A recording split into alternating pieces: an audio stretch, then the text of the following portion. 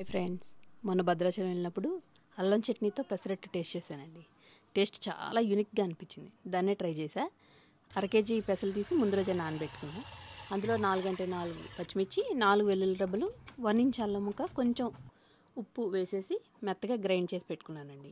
దానిలోనే కొంచెం జీలకర్ర కూడా యాడ్ చేశా. మా ఆయన అంటూనే ఉన్నారు, సేమ్ టేస్ట్ వస్తుందా రాదా అని. మీకెందుకు, నేనున్నాగా అన్న. దీని కాంబినేషన్ ఏంటంటే నెయ్యి అండి. నెయ్యి ఎంత ఎక్కువ వేస్తే ఆ టేస్ట్ వస్తుంది. అది నాకు సొంత టిప్ అనుకున్నారు కాదు, నేను అతను అడిగి తెలుసుకున్న ఆ షెఫ్ని. అతని పేస్ట్ని పెనం మీద అలా పల్చగా నెరిపేసి నెయ్యి ఒక 3 చెంచాలు వేసి ఎక్కువ ఉల్లిపాయ ముక్కల్ని అద్ది డ్రై రోస్ట్ చేసి మడత పెట్టి పక్కన పెట్టి అల్లం చట్నీ స్టార్ట్ చేయాలి. అల్లం, కొంచెం మినపప్పు, శనగపప్పు, 2 ఎండుమిర్చి, దాన్ని మెత్తగా వేయించి పేస్ట్ చేసేసి తాలింపు యాడ్ చేశానండి.